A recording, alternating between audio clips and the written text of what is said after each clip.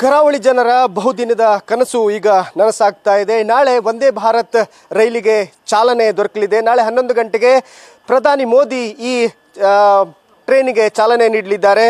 ಈಗಾಗಲೇ ಈ ಟ್ರೈನ್ ಮಂಗಳೂರಿನ ರೈಲ್ವೆ ಸ್ಟೇಷನ್ಗೆ ಈಗಾಗಲೇ ಬಂದಿರುವಂಥದ್ದು.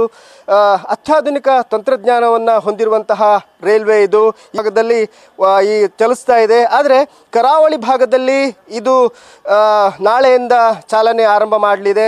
ಈ ಭಾಗದಲ್ಲಿರುವಂತಹ ಜನರಿಗೆ ಇದು ತುಂಬ ಅನುಕೂಲ ಆಗುತ್ತೆ. ಯಾಕಂದರೆ ಮಂಗಳೂರಿಂದ ಗೋವಾಕ್ಕೆ ಹೋಗ್ತಾ ಇರುವಂತಹ ಜನರಿಗೆ ತುಂಬ ತೊಂದರೆಗಳಾಗ್ತಾ ಇತ್ತು. ಟ್ರೈನ್ ತುಂಬ 8-9 ಗಂಟೆ ಲೇಟ್ ಆಗ್ತಾ ಇತ್ತು. ಈ ಹಿನ್ನೆಲೆಯಲ್ಲಿ ಈ ಟ್ರೈನ್ ಕೇವಲ 4.5 ಗಂಟೆಯಲ್ಲಿ ತಲುಪುತ್ತೆ ಅನ್ನುವ ಒಂದು ಮಾಹಿತಿಯನ್ನು ಅಧಿಕಾರಿಗಳು ಕೊಟ್ಟಿದ್ದಾರೆ. ನೀವು ನೋಡ್ಬೋದು, ಈ ಒಂದು ಟ್ರೈನ್ ಪೈಲಟ್ಸ್ಗಳು ಇಲ್ಲಿ ಕೂತ್ಕೊಳ್ಳುವಂತಹ ಜಾಗ ಇದು. ತುಂಬ ಅತ್ಯಾಧುನಿಕ ತಂತ್ರಜ್ಞಾನವನ್ನು ಹೊಂದಿರುವಂತಹ ಟ್ರೈನ್ ಇದು.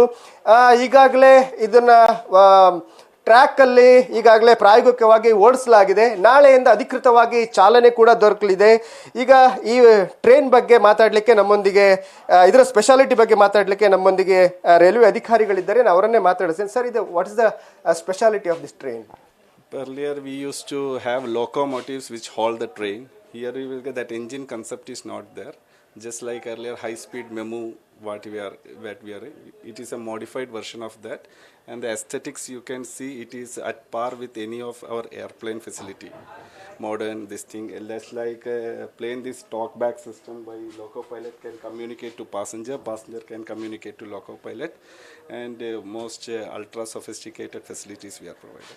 What's the speed of this train? 160.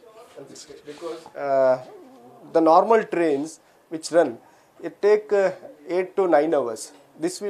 This train will reach around 4 hours. If it will depart from 8:50, by 1:15 it will reach Goa. Thank you. ಇದು ರೈಲ್ವೆ ಅಧಿಕಾರಿಗಳ ಮಾತು. ಇದು ಕೇವಲ 4.5 ಗಂಟೆಯಲ್ಲಿ ಗೋವಾ ತಲುಪುತ್ತೆ ಅನ್ನೋ ಒಂದು ಮಾತನ್ನು ಹೇಳಿದ್ದಾರೆ. ಮತ್ತು ಎಲ್ಲ ಪ್ಲೇನ್ನಲ್ಲಿರುವಂತಹ ಒಂದು ವಿಮಾನದಲ್ಲಿರುವಂತಹ ಎಲ್ಲ ಫೆಸಿಲಿಟೀಸ್ಗಳು ಈ ಒಂದು ರೈಲ್ನಲ್ಲಿ ಇರ್ತವೆ. ಮತ್ತು ಪೈಲಟ್ ಒಟ್ಟಿಗೆ ಪ್ಯಾಸೆಂಜರ್ ಕೂಡ ಮಾತಾಡ್ಬೋದು, ಪ್ಯಾಸೆಂಜರ್ ಒಟ್ಟಿಗೆ ಪೈಲಟ್ ಕೂಡ ಮಾತಾಡ್ಬೋದು ಅನ್ನೋ ಒಂದು ಕಾನ್ಸೆಪ್ಟ್ ಈ ಒಂದು ರೈಲಲ್ಲಿರುವಂಥದ್ದು. ಸೀಟಿಂಗ್ ಅರೇಂಜ್ಮೆಂಟ್ ಕೂಡ ಈ ಹಿಂದಿನ ನಾರ್ಮಲ್ ಆಗಿ ನಾವು ನೋಡುವಂತಹ ರೈಲ್ವೆಯಲ್ಲಿ ಸೀಟಿಂಗ್ ಅರೇಂಜ್ಮೆಂಟ್ಗೂ ಇದರಲ್ಲಿರುವಂತಹ ಸೀಟಿಂಗ್ ಅರೇಂಜ್ಮೆಂಟ್ಗೂ ತುಂಬ ಅಜಗಜಾಂತರ ವ್ಯತ್ಯಾಸಗಳಿವೆ.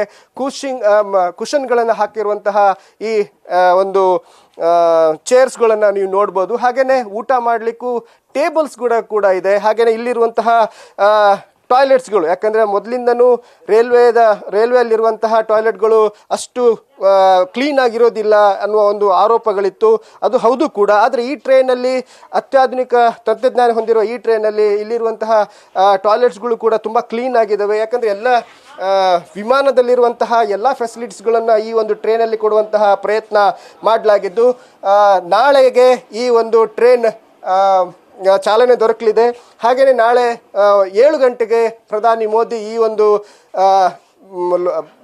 ಈ ಟ್ರೈನ್ಗೆ ಚಾಲನೆ ಕೊಡಲಿದ್ದಾರೆ. ಹಾಗೆಯೇ ಇದು ಈ ಭಾಗದ ಕರಾವಳಿ ಭಾಗದ ಪ್ರವಾಸೋದ್ಯಮಕ್ಕೆ, ಹಾಗೆಯೇ ಟೆಂಪಲ್ ಟೂರಿಸಮ್ಗೆ, ಹಾಗೆಯೇ ಹೆಲ್ತ್ ಟೂರಿಸಮ್ಗೆ ತುಂಬ ಉಪಯುಕ್ತವಾಗಲಿದೆ ಅನ್ನೋ ಒಂದು ಮಾತು ಕೂಡ ಕೇಳಿಬರ್ತಾ ಇದೆ. ಕ್ಯಾಮರಾಮನ್ ಪ್ರಶಾಂತ್ ಅವರೊಂದಿಗೆ Kiran Sirsika, news first, Mangaluru. News first, ನಿರ್ಭೀತಿಯಿಂದ ನಿಮ್ಮ ಪರವಾಗಿ.